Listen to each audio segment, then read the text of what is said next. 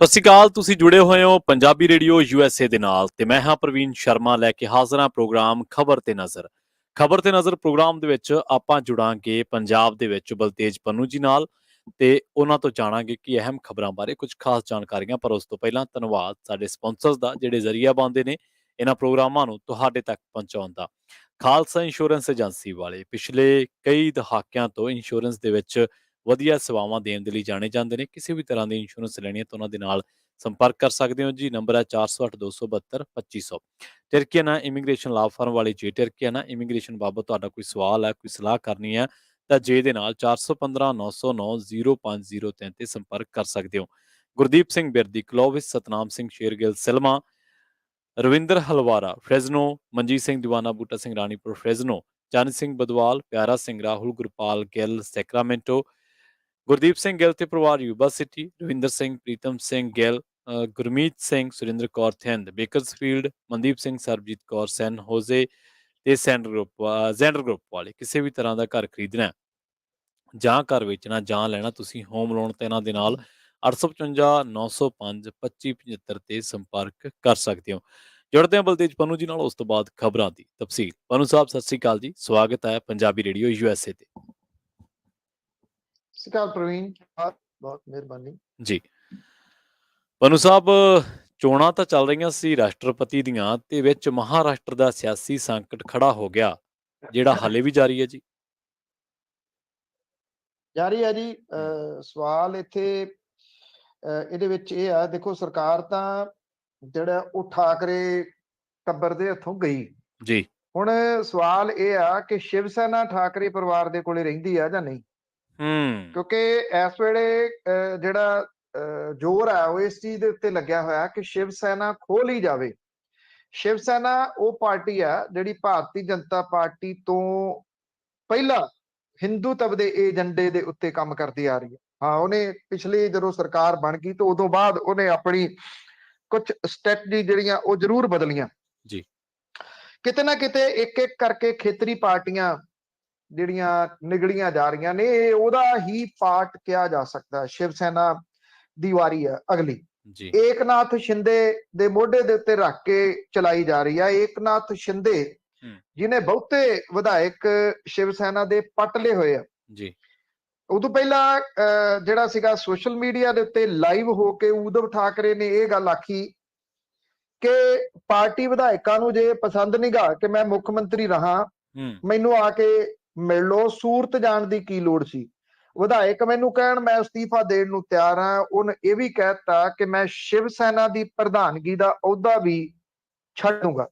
Cabinet ਮੰਤਰੀ ਏਕਨਾਥ ਸ਼ਿੰਦੇ ਨੇ ਇਹ ਸਾਰਾ ਕੁਝ ਡਰਾਮਾ ਸ਼ੁਰੂ ਹੋਣ ਤੋਂ ਬਾਅਦ ਪਹਿਲੀ ਵਾਰੀ ਬਿਆਨ ਦਿੱਤਾ। ਉਹਨੇ ਇਹ ਗੱਲ ਕਹੀ ਕਿ ਮਹਾ ਵਿਕਾਸ ਅਘਾੜੀ ਗੱਠਜੋੜ ਬਨੌਟੀ ਆ ਜੀ। ਉਹਨੇ ਕਿਹਾ ਕਿ ਸ਼ਿਵ ਸੈਨਾ ਨੂੰ ਇਹਦੇ ਤੋਂ ਬਾਹਰ ਨਿਕਲਣਾ ਚਾਹੀਦਾ। ਇਹਦੇ ਵਿੱਚ ਗੁਹਾਟੀ ਦੇ ਵਿੱਚ ਮੌਜੂਦ ਸ਼ਿਵ ਸੈਨਾ ਵਿਧਾਇਕ ਸੰਜੇ ਸਿਰਸਟ ਨੇ ਦਾਅਵਾ ਕੀਤਾ ਹੈ ਕਿ ਏਕਨਾਥ ਸ਼ਿੰਦੇ ਦੇ ਨਾਲ 33 ਸ਼ਿਵ ਸੈਨਾ ਦੇ ਵਿਧਾਇਕ ਤੇ 7 ਆਜ਼ਾਦ ਵਿਧਾਇਕ ਸ਼ਾਮਲ ਨੇ। ਔਰ ਉਹਨੇ ਇਹ ਵੀ ਕਿਹਾ ਕਿ ਗਿਣਤੀ 46 ਹੋ ਜੂਗੀ ਜੀ। ਔਰ ਦੋ ਤਿੰਨ ਚੀਜ਼ਾਂ ਜਿਹੜੀਆਂ ਉਹ ਇਸ ਵੇਲੇ ਅਹਿਮ ਨੇ ਕਿ ਏਕਨਾਥ ਸ਼ਿੰਦੇ ਉद्धਵ ਠਾਕਰੇ ਦੇ ਇਸ ਬਿਆਨ ਤੋਂ ਬਾਅਦ ਵਾਪਸ ਪਰਤ ਆਉਂਦਾ, ਕਿਉਂਕਿ ਉद्धਵ ਠਾਕਰੇ ਨੇ ਇਹ ਸਿਰਫ ਬਿਆਨ ਹੀ ਨਹੀਂ ਦਿੱਤਾ, ਉਹਨੇ ਆਪਣੀ ਸਰਕਾਰੀ ਰਿਹਾਇਸ਼ ਖਾਲੀ ਵੀ ਕਰ ਦਿੱਤੀ ਜੀ। ਔਰ ਉਹਦੀ ਜਿਹੜੀ ਆਪਣੀ ਨਿੱਜੀ ਰਿਹਾਇਸ਼ ਆ ਮਾਤੋਸ਼ਰੀ, ਉੱਥੇ ਉਹ ਆਪਣਾ ਸਮਾਨ ਜਿਹੜਾ ਉਹ ਲੈ ਗਿਆ। ਸਰਕਾਰ ਬਹੁਮਤ ਚ ਹੈ, ਰਾਜਪਾਲ ਸਦਨ ਭੰਗ ਨਹੀਂ ਕਰ ਸਕਦਾ। ਭਾਰਤੀ ਜਨਤਾ ਪਾਰਟੀ ਅਜੇ ਸਰਕਾਰ ਬਣਾਉਣ ਦਾ ਦਾਅਵਾ ਨਹੀਂ ਪੇਸ਼ ਕਰ ਰਹੀ। ਉਹ ਇਸ ਕਰਕੇ ਨਹੀਂ ਪੇਸ਼ ਕਰ ਰਹੀ ਕਿ ਜੇ ਦਾਅਵਾ ਪੇਸ਼ ਕਰ ਦਿੱਤਾ ਤੇ ਇਹਦੇ ਵਿੱਚੋਂ ਫਿਰ ਚੋਣ ਕਮਿਸ਼ਨ ਮੰਨਫੀ ਹੋ ਜਾਣਾ। ਭਾਰਤੀ ਜਨਤਾ ਪਾਰਟੀ ਇਹ ਆਪਸ਼ਨ ਰੱਖ ਕੇ ਚੱਲ ਰਹੀ ਹੈ ਕਿ ਚੋਣ ਕਮਿਸ਼ਨ ਮੰਨਫੀ ਨਾ ਹੋਵੇ। ਹੋ ਸਕਦਾ ਹੈ ਕਿ ਜਿਹੜਾ ਚੋਣ ਸਿੰਬਲ ਹੈ ਸ਼ਿਵ ਸੈਨਾ ਦਾ, ਉਹਦਾ ਰੌਲਾ ਪੈ ਜਾਵੇ ਤੇ ਫਿਰ ਉਹਦੇ ਵਿੱਚ ਦਖਲ ਹੋ ਜਾਂਦਾ ਚੋਣ ਕਮਿਸ਼ਨ ਦਾ। ਇਸ ਕਰਕੇ ਉਹ ਪੱਤੇ ਇਸ ਤਰੀਕੇ ਦੇ ਨਾਲ ਖੇਡ ਰਹੀ ਆ ਕਿ ਉਹਦਾ ਮਕਸਦ ਮਹਾਰਾਸ਼ਟਰ ਦੇ ਵਿੱਚ ਇਹ ਸਰਕਾਰ ਸੁੱਟਣਾ ਨਹੀਂ, ਸ਼ਿਵ ਸੈਨਾ ਨੂੰ ਸੁੱਟਣਾ ਆ। ਕਿਉਂਕਿ ਉਹ ਇਹ ਸਮਝਦੇ ਆ ਕਿ ਸਾਥੋਂ ਬਿਨਾਂ ਜਿਹੜਾ ਇਹ ਹਿੰਦੂਤਵ ਵਾਲਾ ਪੱਤਾ ਕਿਸੇ ਦੇ ਕੋਲੇ ਨਹੀਂ ਰਹਿਣ ਦੇਣਾ, ਤੇ ਜਿਹੜਾ ਪੰਗਾ ਲਊਗਾ ਫਿਰ ਉਹਦੇ ਨਾਲ ਇਸੇ ਤਰੀਕੇ ਨਾਲ ਨਿਠਿਆ ਜਾਊਗਾ। ਇਹੋ ਜਿਹਾ ਮੈਸੇਜ ਜਿਹੜਾ ਉਹ ਦੇਣਾ ਚਾਹੁੰਦੀ ਹੈ ਕੇਂਦਰ ਦੀ ਸਰਕਾਰ। ਔਰ ਇਹ ਉਹਦਾ ਹੁਣ ਤੱਕ ਦਾ ਦੇਖਿਆ ਜਾਵੇ ਤਾਂ ਇੱਕ ਟਰੈਕ ਰਿਹਾ ਕਿ ਜਿਹੜੀ ਸਰਕਾਰ ਉਹਨੇ ਚਾਹੀ ਆ ਉਹ ਸੁੱਟ ਲਈ ਹੈ। ਉਹਦੇ ਵਾਸਤੇ ਚੋਣਾਂ ਕਰਾਉਣ ਦੀ ਲੋੜ ਨਹੀਂ, ਚੋਣਾਂ ਜਿੱਤਣ ਦੀ ਲੋੜ ਨਹੀਂ, ਜਿੱਥੇ ਉਹ ਚਾਹੁੰਦੇ ਨੇ ਉੱਥੇ ਆਪਣੀ ਸਰਕਾਰ ਬਣਾ ਲੈਂਦੇ। ਜੀ ਪੰਨੂ ਸਾਹਿਬ, ਸਬਸਿਡੀਆਂ ਬਾਰੇ ਖਬਰ ਸੁਣਨ ਦੇ ਵਿੱਚ ਆ ਰਹੀ ਹੈ ਵੀ ਸਬਸਿਡੀਆਂ ਦਾ ਜਿਹੜਾ ਬੋਝ ਆ ਉਹ ਹੋਰ ਵਧੂਗਾ ਜੀ। ਦੇਖੋ ਇਹ ਤਾਂ ਵਧੀ ਤੁਰਿਆ ਜਾ ਰਿਹਾ ਨਾ ਜੀ। 97 ਦੇ ਵਿੱਚ 55,000 ਕਰੋੜ ਦਾ ਤਕਰੀਬਨ ਕਰਜ਼ਾ ਸੀਗਾ, ਜਿਹੜਾ ਇਸ ਵੇਲੇ 3 ਲੱਖ ਕਰੋੜ ਨੂੰ ਕ੍ਰਾਸ ਕਰ ਗਿਆ ਹੋਇਆ। ਗੱਠਜੋੜ ਦੀ ਸਰਕਾਰ ਦੇ ਵੇਲੇ ਜਦੋਂ ਅਕਾਲੀ ਭਾਜਪਾ ਸਰਕਾਰ ਆਈ ਆ ਜੀ, ਸਭ ਤੋਂ ਵੱਧ ਕਰਜ਼ਾ ਪੰਜਾਬ ਦੇ ਸਿਰ ਦੇ ਉੱਤੇ ਉਦੋਂ ਚੜਿਆ। 2.25 ਲੱਖ ਕਰੋੜ ਤੋਂ ਉੱਪਰ ਦਾ ਕਰਜ਼ਾ ਸਿਰਫ ਉਹਨਾਂ ਨੇ ਚੜਾਤਾ। ਹੁਣ ਸਵਾਲ ਇਹ ਆ ਕਿ ਜਿਹੜੀਆਂ ਸਬਸਿਡੀਆਂ ਨੇ ਉਹ ਕਿੰਨੀ ਦੇਰ ਤੱਕ ਤੁਸੀਂ ਦੇ ਕੇ ਲੋਕ ਲਭਾਓ ਨਾਅਰਿਆਂ ਦੇ ਨਾਲ ਚੱਲ ਸਕੋਗੇ, ਇਹ ਸਭ ਤੋਂ ਵੱਡਾ ਸਵਾਲ ਹੈ ਇਸ ਵੇਲੇ। 97 ਵਾਲੀਆਂ ਚੋਣਾਂ ਤੋਂ ਪਹਿਲਾਂ 96 ਦੇ ਵਿੱਚ ਪ੍ਰਕਾਸ਼ ਸਿੰਘ ਬਾਦਲ ਹੋਰਾਂ ਨੇ ਬਿਜਲੀ ਪਾਣੀ ਫ੍ਰੀ ਕੀਤਾ ਸੀਗਾ ਕਿ ਅਸੀਂ ਜੇ ਸਰਕਾਰ ਚ ਆ ਗਏ ਤੇ ਬਿਜਲੀ ਪਾਣੀ ਫ੍ਰੀ ਕਰਾਂਗੇ ਜੀ। ਉਦੋਂ ਬਾਅਦ ਕਿਸੇ ਸਰਕਾਰ ਦੀ ਜ਼ਰੂਰਤ ਨਹੀਂ ਪੈ ਸਕੀ, ਕਿਸੇ ਪਾਰਟੀ ਦੀ ਜ਼ਰੂਰਤ ਨਹੀਂ ਪੈ ਸਕੀ ਕਿ ਉਹ ਇਹਨਾਂ ਸਬਸਿਡੀਆਂ ਨੂੰ ਲਗਾਮ ਲਾਵੇ, ਇਹਨਾਂ ਸਬਸਿਡੀਆਂ ਨੂੰ ਘਟਾਵੇ ਜਾਂ ਬੰਦ ਕਰੇ, ਕਿਉਂਕਿ ਜਿਹੜੇ ਬਿਜਲੀ ਪਾਣੀ ਫ੍ਰੀ ਵਾਲੇ ਸੀ ਉਹ ਸਮਝਣ ਲੱਗੇ ਵੀ ਇਹ ਤਾਂ ਸਾਡਾ ਹੱਕ ਹੈ। ਔਰ ਪਿਛਲੇ 3 ਮਹੀਨਿਆਂ ਦੇ ਦੌਰਾਨ ਨਵੀਂ ਬਣੀ ਸਰਕਾਰ ਨੇ ਪਾਵਰਕਾਮ ਨੂੰ 3300 ਕਰੋੜ ਰੁਪਏ ਦੀ ਸਬਸਿਡੀ ਜਾਰੀ ਕੀਤੀ ਹੈ। ਪਾਵਰਕਾਮ ਦੀ ਕਰੀਬ 9000 ਕਰੋੜ ਰੁਪਏ ਦੀ ਸਬਸਿਡੀ ਬਕਾਇਆ। 8000 ਕਰੋੜ ਰੁਪਏ ਦੀ ਸਬਸਿਡੀ ਦਾ ਪਿਛਲੀ ਸਰਕਾਰ ਜਿਹੜੀ ਆ ਉਹ ਛੱਡ ਗਈ ਇਹਦੇ ਵਾਸਤੇ। ਕੈਪਟਨ ਅਮਰਿੰਦਰ ਸਿੰਘ ਜਦੋਂ 2002 ਤੋਂ 7 ਤੱਕ ਮੁੱਖ ਮੰਤਰੀ ਬਣੇ ਆ ਤਾਂ 28 ਦਸੰਬਰ 2006 ਨੂੰ ਉਹਨੇ ਜਿਹੜੇ ਦਲਿਤ ਘਰਾਂ ਤੇ ਬਿਲੋ ਪਾਵਰਟੀ ਲਾਈਨ ਵਾਲੇ ਜਿਹੜੇ ਪਰਿਵਾਰ ਸੀ ਉਹਨਾਂ ਨੂੰ 200 ਯੂਨਿਟ ਮੁਫਤ ਬਿਜਲੀ ਦੇਣ ਦੇ ਹੁਕਮ ਜਾਰੀ ਕੀਤੇ ਸੀ। ਉਦੋਂ ਬਾਅਦ ਅਕਾਲੀ ਭਾਜਪਾ ਸਰਕਾਰ ਬਣ ਗਈ, ਉਹਨੇ ਇਹ ਜਾਰੀ ਰੱਖਿਆ। ਔਰ ਉਦੋਂ ਗੱਠਜੋੜ ਸਰਕਾਰ ਨੇ 2009 ਦੀਆਂ ਲੋਕ ਸਭਾ ਚੋਣਾਂ ਲੰਘਣ ਤੋਂ ਬਾਅਦ 22 ਜਨਵਰੀ 10 ਤੋਂ ਇਹਨਾਂ ਪਰਿਵਾਰਾਂ ਨੂੰ ਮੁਫਤ ਬਿਜਲੀ ਦੇ ਮਿਲਦੇ 200 ਯੂਨਿਟਾਂ ਨੂੰ ਘਟਾ ਕੇ 100 ਯੂਨਿਟ ਕਰਤਾ ਸੀ।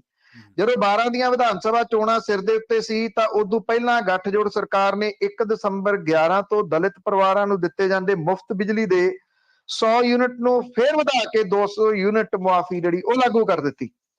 ਹੁਣ ਕਿਉਂਕਿ 1 ਜੁਲਾਈ ਤੋਂ 300 ਯੂਨਿਟ ਜਿਹੜੇ ਆ ਉਹ ਸਰਕਾਰ ਨੇ ਮੁਫਤ ਦੇਣੇ ਆ। ਪਾਵਰਕਾਮ ਨੂੰ ਕਾਂਬਾ ਛੱਡ ਰਿਹਾ ਇੰਨੀ ਗਰਮੀ ਦੇ ਵਿੱਚ ਵੀ ਕਿ ਇਹ ਕਿਵੇਂ ਦਿੱਤੇ ਜਾਣਗੇ, ਕਿਉਂਕਿ ਇਹਦੇ ਨਾਲ ਬਿਜਲੀ ਸਬਸਿਡੀ ਜਿਹੜੀ ਖੇਤੀ ਸੈਕਟਰ ਨੂੰ ਦਿੱਤੀ ਜਾਂਦੀ ਬਿਜਲੀ ਸਬਸਿਡੀ ਆ ਉਹਦੇ ਨਾਲੋਂ ਇਹ ਦੁੱਗਣੀ ਹੋ ਜਾਣੀ ਆ ਸਬਸਿਡੀ। ਸਰਕਾਰ ਆਪਣਾ ਚੋਣ ਵਾਅਦਾ ਨਿਭਾ ਦੂਗੀ ਪਰ ਇਹ ਫੈਸਲਾ ਪਾਵਰਕਾਮ ਦੇ ਉੱਤੇ ਭਾਰਾ ਪਊਗਾ। ਪਾਵਰਕਾਮ ਦੇ ਉੱਤੇ ਕਾਹਦਾ ਭਾਰਾ ਪਊਗਾ ਜੀ? ਜਿਹੜੇ ਲੋਕ ਸਬਸਿਡੀ ਨਹੀਂ ਲੈਂਦੇ, ਜਿਹੜੇ 300 ਯੂਨਿਟ ਬਿਜਲੀ ਫ੍ਰੀ ਨਹੀਂ ਲੈਂਦੇ, ਇਹ ਉਹਨਾਂ ਦੇ ਗਲਗਲਾਵਾਂ ਪੈਣਾ। ਪਾਵਰਕਾਮ ਦੇ ਵੱਲੋਂ 300 ਯੂਨਿਟ ਮਾਫੀ ਨੂੰ ਲੈ ਕੇ ਜਿਹੜਾ ਮੁਲਾਂਕਣ ਕੀਤਾ ਗਿਆ ਉਹਦੇ ਅਨੁਸਾਰ ਜੇ 74 ਲੱਖ ਖਪਤਕਾਰਾਂ ਦੇ ਵੱਲੋਂ 300 ਯੂਨਿਟ ਪੂਰੀ ਬਿਜਲੀ ਦੀ ਖਪਤ ਕੀਤੀ ਜਾਂਦੀ ਆ ਤਾਂ ਘਰੇਲੂ ਬਿਜਲੀ ਦੀ ਸਬਸਿਡੀ 13,000 ਕਰੋੜ ਰੁਪਏ ਨੂੰ ਛੂਲੂਗੀ। ਇਦੋਂ ਪਹਿਲਾਂ ਕਾਂਗਰਸ ਸਰਕਾਰ ਦੇ ਵੱਲੋਂ ਐਸਸੀ ਵਰਗ ਲਈ 200 ਯੂਨਿਟ ਮੁਫਤ ਬਿਜਲੀ ਦਿੱਤੀ ਜਾਂਦੀ ਸੀਗੀ, ਜਿਹੜੀ ਇਹਦੀ ਔਸਤ ਕੱਢੀ ਗਈ ਸੀ ਪਰ ਖਪਤਕਾਰ 125 ਤੋਂ 130 ਯੂਨਿਟ ਵਰਤਦਾ ਸੀਗਾ। ਮਤਲਬ ਕਿ 1 ਕਿਲੋਵਾਟ ਲੋਡ ਤੱਕ ਦੇ ਖਪਤਕਾਰ ਮੁਫਤ ਯੂਨਿਟ ਜੋ 50% ਤੋਂ ਘੱਟ ਬਿਜਲੀ ਬਾਲਦੇ ਸੀਗੇ। ਇੱਥੇ ਆਪਾਂ ਕਈ ਵਾਰੀ ਪਿਛਲੇ ਦਿਨਾਂ ਤੋਂ ਸਾਂਝਾ ਕੀਤਾ, ਚੰਗੇ ਕਹਿੰਦੇ ਘਾਉਂਦੇ ਜਿਹੜੇ ਲੋਕ ਆ ਉਹ 2-2 ਮੀਟਰ ਲਵਾਈ ਜਾਂਦੇ ਆ ਘਰੇ। ਕੋਈ ਕਹਿੰਦਾ ਮੇਰੀ ਬਾਪੂ ਨਾਲ ਨਹੀਂ ਬਣਦੀ, ਮੈਂ ਵੱਖਰਾ ਮੀਟਰ ਲਵਾਉਣਾ। ਕੋਈ ਬਾਪੂ ਕਹਿੰਦਾ ਮੈਂ ਤਾਂ ਬੇਦਖਲ ਕਰਤਾ ਮੁੰਡੇ ਨੂੰ, ਉਹਨੂੰ ਵੱਖਰਾ ਮੀਟਰ ਲਾ ਦਿਓ। ਹੁਣ ਬੇਦਖਲ ਕਰਕੇ ਰੱਖਿਆ ਘਰ ਦੇ ਵਿੱਚ ਹੀ ਹੋਇਆ। ਐਸੇ ਜੁਗਾੜ ਲੋਕ ਲਾ ਰਹੇ ਆ 300 ਯੂਨਿਟ ਦੇ ਵਾਸਤੇ। ਸਵਾਲ ਸਭ ਤੋਂ ਵੱਡਾ ਇਹ ਆ ਕਿ ਕੀ ਇਹ ਜਿਹੜਾ ਸੂਬਾ ਹੈ ਉਹ ਕਿਹਦਾ ਆ? ਉਹ ਲੋਕਾਂ ਦਾ। ਤੇ ਜੇ ਇਹ ਹਾਲਾਤ ਰਹੇ ਇਹ ਸੂਬਾ ਸਰਵਾਈਵ ਕਿੰਨੀ ਦੇਰ ਜਿਹੜਾ ਜੀ ਉਹ ਕਰੂਗਾ? ਇਹ ਸਭ ਤੋਂ ਵੱਡੀ ਫਿਕਰਮੰਦੀ ਆ। ਪਰ ਬੁੱਧੂ ਜੀ ਵੀ ਬਹੁਤ ਇਕੱਠੇ ਹੋਏ ਆ, ਇਸ ਕਰਕੇ ਇਹਨਾਂ ਮਸਲਿਆਂ ਦੇ ਉੱਤੇ ਜੇ ਕੋਈ ਗੱਲ ਕਰਦਾ ਤਾਂ ਉਹਨੂੰ ਜਿੰਨੀ ਤੇਜ਼ੀ ਦੇ ਨਾਲ ਚੁੱਪ ਕਰਾਉਣ ਦਾ ਜਿਹੜਾ ਉਹ ਯਤਨ ਕੀਤਾ ਜਾਂਦਾ ਵੀ ਡੁੱਬ ਲੈਣ ਦਿਓ, ਤੁਹਾਨੂੰ ਕੀ ਤਕਲੀਫ ਹੈ? ਜੀ ਕੋਈ ਸ਼ੱਕ ਨਹੀਂ, ਇਹਦੇ ਚ ਕੋਈ ਸ਼ੱਕ ਨਹੀਂ।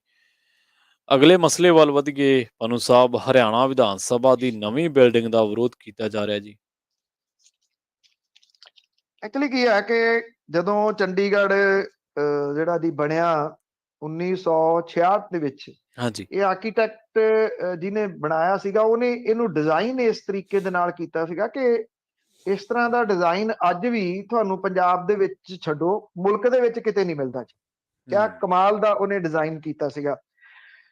ਜਦੋਂ ਹਰਿਆਣਾ ਬਣ ਗਿਆ ਵੱਖਰਾ, ਪੰਜਾਬੀ ਸੂਬੀ ਲੈ ਲਈ ਜੀ। ਅਕਾਲੀਆਂ ਨੇ, ਜਿਹੜਾ ਸੀ ਉਹ ਮੋਰਚਾ ਲਾ ਕੇ, ਤਾਂ ਟੈਂਪਰੇਰੀ ਤੌਰ ਦੇ ਉੱਤੇ ਉਹ ਹਰਿਆਣਾ ਜਿਹਨੇ ਇੱਕ ਦਿਨ ਵੀ ਐਜੀਟੇਸ਼ਨ ਨਹੀਂ ਸੀ ਕੀਤੀ ਹਰਿਆਣਾ ਲੈਣ ਦੇ ਵਾਸਤੇ, ਉਹਨਾਂ ਨੂੰ ਘਰੇ ਬੈਠਿਆਂ ਨੂੰ ਵੱਖਰਾ ਸੂਬਾ ਮਿਲ ਗਿਆ ਸੀ। ਉਹਨਾਂ ਨੂੰ ਟੈਂਪਰੇਰੀ ਤੌਰ ਦੇ ਉੱਤੇ ਇਹ ਚੰਡੀਗੜ੍ਹ ਦੇ ਵਿੱਚ ਇਹ ਕਹਿ ਦਿੱਤਾ ਗਿਆ ਕਿ ਜਦੋਂ ਤੱਕ ਤੁਹਾਡੀ ਰਾਜਧਾਨੀ ਨਹੀਂ ਬਣ ਜਾਂਦੀ ਉਦੋਂ ਤੱਕ ਤੁਸੀਂ ਇਹਨੂੰ ਵਰਤ ਲਓ, ਇਸ ਸ਼ਹਿਰ ਨੂੰ। ਉਹ ਸਿਆਣੇ ਕਹਿੰਦੇ ਵੀ ਅੱਗ ਲੈਣ ਆਈ ਘਰ ਦੀ ਮਾਲਕ ਬਣ ਕੇ ਬਹਿ ਗਈ, ਉਹ ਗੱਲ ਬਣ ਗਈ। ਅੱਜ ਹਰਿਆਣਾ ਕਹਿੰਦਾ ਕਿਹੜਾ ਚੰਡੀਗੜ੍ਹ, ਤੁਹਾਡਾ ਇਹਦੇ ਉੱਤੇ ਕੀ ਹੱਕ ਆ? ਚੰਡੀਗੜ੍ਹ ਤਾਂ ਸਾਡਾ। ਔਰ ਚੰਡੀਗੜ੍ਹ ਦੇ ਉੱਤੋਂ ਹੱਕ ਪੰਜਾਬ ਦੀਆਂ ਸਿਆਸੀ ਪਾਰਟੀਆਂ ਨੇ ਬੀਤੇ ਸਮੇਂ ਦੇ ਵਿੱਚ ਹੌਲੀ ਹੌਲੀ ਕਰਕੇ ਲਗਭਗ ਛੱਡ ਦਿੱਤਾ ਜੀ। 10 ਸਾਲ ਜਦੋਂ ਅਕਾਲੀ ਭਾਜਪਾ ਗੱਠਜੋੜ ਦੀ ਸਰਕਾਰ ਸੀ, ਇੱਕ ਗੰਭੀਰ ਸਾਜ਼ਿਸ਼ ਦੇ ਤਹਿਤ ਚੰਡੀਗੜ੍ਹ ਦੇ ਵਿੱਚੋਂ ਬਹੁਤੇ ਦਫ਼ਤਰ ਕੱਢ ਲਏ ਗਏ ਔਰ ਇਹ ਮੁਹਾਲੀ ਲੈ ਆਂਦੇ ਗਏ। ਮਤਲਬ ਕਿ ਤੁਸੀਂ ਉਹਦੇ ਉੱਤੇ ਆਪਣਾ ਜਿਹੜਾ ਦਾਅਵਾ ਸੀ ਉਹੀ ਛੱਡ ਦਿੱਤਾ ਜੀ। ਹੁਣ ਹਰਿਆਣਾ ਕਹਿੰਦਾ ਮੈਂ ਆਪਣੀ ਵਿਧਾਨ ਸਭਾ ਬਣਾਉਣੀ ਆ, ਔਰ ਉਹਨੇ ਜ਼ਮੀਨ ਵੇਖ ਲਈ ਆ ਇੱਥੇ ਚੰਡੀਗੜ੍ਹ ਦੇ ਵਿੱਚ ਹੀ 10 ਏਕੜ ਦੀ ਜ਼ਮੀਨ। ਉਹ ਕਹਿੰਦਾ ਵੀ ਇਹ 10 ਏਕੜ ਦੀ ਜ਼ਮੀਨ ਜਿਹੜੀ ਆ ਉਹ ਮੈਨੂੰ ਛੱਡ ਦਿਓ, ਚੰਡੀਗੜ੍ਹ ਨੂੰ, ਪ੍ਰਸ਼ਾਸਨ ਨੂੰ ਕਹਿੰਦਾ। ਤੇ ਇਹਦੇ ਵੱਟੇ ਜਿਹੜੀ ਸੁਖਨਾ ਲੇਕ ਹੈ ਉਹਦੇ ਕੋਲੇ ਜਾਂ IT ਪਾਰਕ ਦੇ ਨੇੜੇ ਲੱਗਦੀ ਹਰਿਆਣੇ ਦੇ, ਜਿਹੜੀ ਹਰਿਆਣੇ ਦੀ ਜ਼ਮੀਨ ਆ ਉਹ ਵਟਾਂਦਰਾ ਕਰ ਲੋ, ਚੰਡੀਗੜ੍ਹ ਨੂੰ ਦੇ ਦਿੰਦੇ ਆ। ਚੰਡੀਗੜ੍ਹ ਦੇ ਵਿੱਚ ਤਾਂ ਹਰਿਆਣੇ ਦੀ ਜ਼ਮੀਨ ਹੈ ਹੀ ਨਹੀਂ ਗੀ, ਸੱਚੀ ਪੁੱਛੋ ਜੀ। ਚੰਡੀਗੜ੍ਹ ਦੇ ਉੱਤੇ ਹਰਿਆਣੇ ਦਾ ਹੱਕ ਕੀ ਹੈ ਜੀ? ਸਭ ਤੋਂ ਵੱਡਾ ਸਵਾਲ ਇਹ ਆ। ਇਹੀ ਆ। ਪਰ ਹੁਣ ਜਿਹੜਾ ਇੰਡੀਅਨ ਇੰਸਟੀਚਿਊਟ ਆਫ ਆਰਕੀਟੈਕਟ ਹੈ, IIA, ਉਹਨੇ ਇਹਦਾ ਵਿਰੋਧ ਕਰਨਾ ਸ਼ੁਰੂ ਕੀਤਾ ਇਸ ਨਵੀਂ ਬਿਲਡਿੰਗ ਦਾ। ਉਹ ਵਿਰੋਧ ਇਸ ਤਰੀਕੇ ਦੇ ਨਾਲ ਕਰ ਰਹੇ ਆ ਕਿ ਜਿਹੜਾ ਇਹ ਸਿਟੀ ਬਿਊਟੀਫੁਲ ਚੰਡੀਗੜ੍ਹ ਹੈ, ਇਹਦੀ ਜੇ ਇੱਥੇ ਨਵੀਂ ਬਿਲਡਿੰਗ ਬਣਦੀ ਆ, ਇਹ ਤਾਂ ਨਕਸ਼ਾ ਜਿਹੜਾ ਬਣਾਇਆ ਗਿਆ ਸੀਗਾ ਇਹਦੇ ਜਿਹੜਾ ਆਰਕੀਟੈਕਟ ਸੀਗਾ ਉਹਦੇ ਵੱਲੋਂ, ਇਹ ਤਾਂ ਲੀ ਕਰਬੂਜ਼ੀਏ ਉਹਦੇ ਵੱਲੋਂ, ਕਿ ਉਹ ਤਾਂ ਇਹ ਤਾਂ ਸਾਰਾ ਕੁਝ ਹੀ ਤਬਾਹਕੁਨ ਜਿਹੜਾ ਹੋ ਜਾਊਗਾ। ਔਰ ਉਹਨਾਂ ਨੇ ਇਹਦੀ ਕਾਪੀ ਜਿਹੜੀ ਹੁਣ ਪੰਜਾਬ ਤੇ ਹਰਿਆਣਾ ਦੇ ਮੁੱਖ ਮੰਤਰੀਆਂ, ਪੰਜਾਬ ਦੇ ਰਾਜਪਾਲ, UT ਦੇ ਪ੍ਰਸ਼ਾਸਕ ਤੇ ਪ੍ਰਸ਼ਾਸਕ ਦੇ ਸਲਾਹਕਾਰ ਨੂੰ ਭੇਜੀ ਹੈ। ਜਿਹੜਾ ਇਹਦਾ ਨਕਸ਼ਾ ਹੈ, ਜਿਹੜਾ ਲੀ ਕਰਬੂਜ਼ੀਏ ਨੇ ਬਣਾਇਆ ਸੀਗਾ, ਉਹ ਇਸ ਤਰ੍ਹਾਂ ਦਾ ਨਕਸ਼ਾ, ਜੇ ਤੁਸੀਂ ਉਹਨੂੰ ਉੱਪਰੋਂ ਦੇਖੋਗੇ, ਉੱਪਰੋਂ ਜਹਾਜ਼ ਤੋਂ, ਤਾਂ ਜਿਵੇਂ ਇੱਕ ਮਨੁੱਖ ਲੰਬਾ ਪਿਆ ਹੁੰਦਾ ਸਿੱਧਾ, ਉਸ ਤਰੀਕੇ ਦਾ। ਤੇ ਜਿਹੜੀ ਇਹਦੇ ਵਿੱਚ ਹੈਗੀ ਸੈਕਟਰੀਏਟ ਤੇ ਉਹਦੇ ਵਿਧਾਨ ਸਭਾ ਹੈ, ਹਾਈ ਕੋਰਟ ਹੈ, ਉਹ ਇਸ ਤਰੀਕੇ ਦੀ ਹੈ ਜਿਵੇਂ ਸਿਰ ਹੁੰਦਾ ਮਨੁੱਖ ਦਾ, ਬਾਕੀ ਜਿਹੜਾ ਉਹਦਾ ਸਰੀਰ ਹੈ ਤੇ ਇਹ ਸਿਰ ਹੈ। ਇਹ ਜਿਹੜੇ ਆਰਕੀਟੈਕਟ ਨੇ ਉਹ ਕਹਿੰਦੇ ਨੇ ਕਿ ਜੇ ਇੱਕ ਹੋਰ ਬਿਲਡਿੰਗ ਬਣ ਗਈ, ਇਹ ਤਾਂ ਫਿਰ ਏਦਾਂ ਹੋ ਜਾਊਗਾ ਜਿਵੇਂ ਇੱਕ ਲੰਮੇ ਪਏ ਮਨੁੱਖ ਦੇ 2 ਸਿਰ ਨੇ ਜੀ। ਉਹਨੇ ਇਹਦਾ ਟ੍ਰੈਫਿਕ ਹੋ ਗਿਆ ਜਾਂ ਇਹਦਾ ਲੈਵਲ ਹੋ ਗਿਆ, ਕਿਉਂਕਿ ਜੇ ਤੁਸੀਂ ਲੈਵਲ ਦੇਖੋ 2 ਸੈਕਟਰ ਤੋਂ ਤੁਸੀਂ ਇੱਧਰ ਨੂੰ ਸ਼ੁਰੂ ਕਰ ਲਓ ਤੇ ਆ ਜਾਓ ਮੁਹਾਲੀ ਵਾਲੀ ਸਾਈਡ ਨੂੰ, ਜਿੱਥੇ ਇਸ ਵੇਲੇ 43-44 ਵਾਲਾ ਬੱਸ ਅੱਡਾ ਜੀ, ਉੱਥੋਂ ਲੈ ਕੇ 2 ਸੈਕਟਰ ਤੱਕ 6 ਫੁੱਟ ਦਾ ਜਿਹੜਾ ਇਧਰਲੇ ਪਾਸੇ ਨੂੰ ਨਿਵਾਣ ਹੈ, ਮੁਹਾਲੀ ਵਾਲੇ ਪਾਸੇ ਨੂੰ। ਇਸੇ ਕਰਕੇ ਤੁਸੀਂ ਕਦੀ ਮੀਂਹ ਤੋਂ ਬਾਅਦ ਪਾਣੀ ਖੜਦਾ ਨਹੀਂ ਵੇਖਿਆ ਹੋਊਗਾ ਚੰਡੀਗੜ੍ਹ ਦੇ ਵਿੱਚ। ਜੀ। ਉਹ ਮੀਂਹ ਪੈਂਦਾ ਤੇ ਉਹ ਨਾਲ ਦੀ ਨਾਲ ਜਿਹੜਾ ਇਹਦੇ ਜਿਹੜੇ ਮੀਂਹ ਦੇ ਪਾਣੀ ਨੂੰ ਕੰਟਰੋਲ ਕਰਨ ਵਾਲੀਆਂ ਜਿਹੜੀਆਂ ਬਣਾਈਆਂ ਨੇ ਥਾਵਾਂ, ਉਹਨਾਂ ਦੇ ਵਿੱਚ ਸਾਰੇ ਦਾ ਸਾਰਾ ਪਾਣੀ ਆ ਜਾਂਦਾ। ਐਸੀ ਖੂਬਸੂਰਤ ਜਿਹੜੀ ਆ ਉਹ ਕਲਾ ਲੀ ਕਰਬੂਜ਼ੀਏ ਨੇ ਬਣਾਈ ਹੋਈ ਹੈ। ਇਹ ਇਹਨਾਂ ਦਾ ਤਰਕ ਬਿਲਕੁਲ ਜਾਇਜ਼ ਆ ਕਿ ਉੱਤੇ ਨਵੀਂ ਬਿਲਡਿੰਗ ਬਣਦੀ ਹੈ ਤੇ ਉਹਨੂੰ ਤਬਾਹ ਕਰ ਦੂਗੀ। ਪਰ ਮੇਰਾ ਜਿਹੜਾ ਤਰਕ ਹੈ ਜੀ ਉਹ ਇਹ ਆ ਕਿ ਹਰਿਆਣੇ ਦਾ ਹੱਕ ਉਹਦੇ ਉੱਤੇ ਕਿਵੇਂ ਹੋ ਗਿਆ? ਉਹ ਕਿਵੇਂ ਕਹਿਣ ਲੱਗ ਗਿਆ ਕਿ ਮੈਂ ਇੱਥੇ ਵਿਧਾਨ ਸਭਾ ਦੀ ਨਵੀਂ ਬਿਲਡਿੰਗ ਜਿਹੜੀ ਆ ਉਹ ਚੰਡੀਗੜ੍ਹ ਦੇ ਵਿੱਚ ਬਣਾਉਣੀ ਹੈ, ਜਦੋਂ ਕਿ ਹਰਿਆਣੇ ਦੀ ਰਾਜਧਾਨੀ ਚੰਡੀਗੜ੍ਹ ਹੈ ਹੀ ਨਹੀਂ ਜੀ। ਚੰਡੀਗੜ੍ਹ ਤਾਂ ਪੰਜਾਬ ਦਾ ਜੀ। ਅਗਲੇ ਮਸਲੇ ਵੱਲ ਵਧੀਏ, ਆਪਣੇ ਖੇਤੀਬਾੜੀ ਦੀ ਗੱਲ ਕਰੀਏ। ਖੇਤੀਬਾੜੀ ਸੰਬੰਧੀ ਕੇਂਦਰੀ ਪੈਸੇ ਨਾਲ ਵੀ ਪਨੂ ਸਾਹਿਬ ਘੁਟਾਲਾ ਹੋ ਗਿਆ ਕੋਈ? ਦੇਖੋ, ਘੁਟਾਲਾ ਕਿੱਥੇ ਨਹੀਂ ਹੋਇਆ। ਐਕਚੁਅਲੀ ਘੁਟਾਲੇ ਚਫੇਰੇ ਜਿਹੜੇ ਜੀ ਉਹ ਦਿਸ ਰਹੇ ਆ। ਇਹ ਅਸਲ ਦੇ ਵਿੱਚ ਹੁਣ ਜਿਹੜਾ ਕੁਝ ਚਿੱਠੀਆਂ ਦੇ ਰੂਪ ਦੇ ਵਿੱਚ ਪਤਾ ਲੱਗ ਰਿਹਾ ਕਿ ਸਾਬਕਾ ਖੇਤੀਬਾੜੀ ਮੰਤਰੀ ਜਿਹੜਾ ਰਣਦੀਪ ਸਿੰਘ ਨਾਭਾ, ਉਹਨੇ ਜਦੋਂ ਅਹੁਦੇ ਦੇ ਉੱਤੇ ਸੀਗਾ ਚੰਨੀ ਸਰਕਾਰ ਦੇ ਵਿੱਚ ਉਹਨੂੰ ਬਣਾਇਆ ਗਿਆ ਤਾਂ ਉਹਨੇ ਪ੍ਰਧਾਨ ਮੰਤਰੀ ਨੂੰ 8 ਮਾਰਚ ਨੂੰ ਇੱਕ ਚਿੱਠੀ ਲਿਖੀ ਸੀਗੀ, ਜਿਹਦੇ ਵਿੱਚ ਉਹਨੇ 1178 ਕਰੋੜ ਰੁਪਏ ਦੇ ਇੱਕ ਘੁਟਾਲੇ ਦੇ ਬਾਰੇ ਦੇ ਵਿੱਚ ਜਾਣਕਾਰੀ ਦਿੱਤੀ ਸੀਗੀ। ਜੀ ਔਰ ਉਹਨੇ ਇਹ ਕਿਹਾ ਸੀਗਾ ਕਿ ਫਸਲੀ ਰਹਿੰਦ ਖੂੰਹਦ ਦੇ ਨਾਲ ਸੰਬੰਧਿਤ ਜਿਹੜੀ ਮਸ਼ੀਨਰੀ ਹੈ CRM, ਉਹਦੀ ਖਰੀਦ ਦੇ ਨਾਲ ਇਹ ਜੁੜਿਆ ਹੋਇਆ ਘੁਟਾਲਾ ਸੀਗਾ। ਉਹਨੇ ਉਸ ਚਿੱਠੀ ਦੇ ਵਿੱਚ ਇਹਦੀ ਜਾਂਚ CBI ਤੋਂ ਕਰਾਉਣ ਦੀ ਮੰਗ ਕੀਤੀ ਸੀਗੀ। ਉਹਨੇ ਇਹ ਚਿੱਠੀ ਦੇ ਵਿੱਚ ਇਹ ਗੱਲ ਕਹੀ ਸੀਗੀ ਕਿ ਫਸਲੀ ਰਹਿੰਦ ਖੂੰਹਦ ਦੇ ਪ੍ਰਬੰਧਨ ਦੀ ਸਕੀਮ ਦੇ ਤਹਿਤ ਖਰੀਦੀ ਜਾਣ ਵਾਲੀ ਮਸ਼ੀਨਰੀ ਲਈ 4 ਸਾਲਾਂ ਦੇ ਦੌਰਾਨ 1178 ਕਰੋੜ ਰੁਪਏ ਦੀ ਕੇਂਦਰੀ ਸਬਸਿਡੀ ਜਾਰੀ ਹੋਈ ਸੀਗੀ। ਔਰ ਇਹਦਾ ਜਿਹੜਾ ਮਕਸਦ ਸੀਗਾ ਪਰਾਲੀ ਸਾੜਨ ਦੇ ਉੱਤੇ ਲਗਾਮ ਕੱਸਣ ਲਈ ਮਦਦ ਦੇਣਾ। ਪਰ ਜਿਹੜੀ ਮਸ਼ੀਨਰੀ ਦਾ ਜ਼ਿਕਰ ਸੀਗਾ ਦਸਤਾਵੇਜ਼ਾਂ ਦੇ ਵਿੱਚ, ਉਹ ਜ਼ਮੀਨ ਤੇ ਕਿਤੇ ਵੀ ਨਜ਼ਰ ਨਹੀਂ ਆਈ। ਉਦੋਂ ਦੇ ਮੰਤਰੀ ਨੇ ਪ੍ਰਧਾਨ ਮੰਤਰੀ ਨੂੰ ਲਿਖੀ ਜਿਹੜੀ ਇਹ ਚਿੱਠੀ ਸੀਗੀ, ਉਹਦੇ ਵਿੱਚ ਉਹਨੇ ਇਸ ਚੀਜ਼ ਦਾ ਜ਼ਿਕਰ ਕੀਤਾ ਕਿ ਇਹ ਪੈਸਾ ਗਾਇਬ ਕਰ ਦਿੱਤਾ ਗਿਆ ਜੀ। ਉਹਨੇ ਕਿਹਾ ਕਿ ਮੰਤਰੀ ਹੁੰਦਿਆਂ ਉਹਨੂੰ ਮਸ਼ੀਨਰੀ ਬਾਰੇ ਕੋਈ ਜਾਣਕਾਰੀ ਨਹੀਂ ਹੈ। ਉਹ ਕਹਿੰਦਾ ਜਦੋਂ ਦਾ ਮੈਂ ਮਹਿਕਮੇ ਦਾ ਚਾਰਜ ਸੰਭਾਲਿਆ ਤੇ ਵੇਖਿਆ ਕਿ ਭਾਰਤ ਸਰਕਾਰ ਨੇ CRM ਸਕੀਮ ਦੇ ਤਹਿਤ 1178 ਕਰੋੜ ਤੇ 47 ਲੱਖ ਰੁਪਇਆ ਭੇਜਿਆ। ਇਹ 2018-19 ਤੋਂ ਲੈ ਕੇ 2021-22 ਤੱਕ ਭੇਜੀ ਗਈ ਸੀਗੀ। ਉਹਨੇ ਇਸ ਚਿੱਠੀ ਦੇ ਵਿੱਚ ਇਹ ਵੀ ਜ਼ਿਕਰ ਕੀਤਾ ਕਿ 8 ਨਵੰਬਰ 21 ਨੂੰ ਇਸ ਸਕੀਮ ਦੇ ਬਾਰੇ ਜਾਣਕਾਰੀ ਮੰਗੀ ਸੀਗੀ। ਹਰੇਕ ਜ਼ਿਲ੍ਹੇ ਦੇ ਵਿੱਚ ਵੰਡੇ ਗਏ ਫੰਡ ਬਾਰੇ ਵੀ ਜਾਣਕਾਰੀ ਮੰਗੀ ਸੀ, ਪਰ ਵਿੱਤ ਕਮਿਸ਼ਨਰ ਖੇਤੀਬਾੜੀ ਨੇ ਕੋਈ ਜਾਣਕਾਰੀ ਮੁਹੱਈਆ ਨਹੀਂ ਕਰਵਾਈ।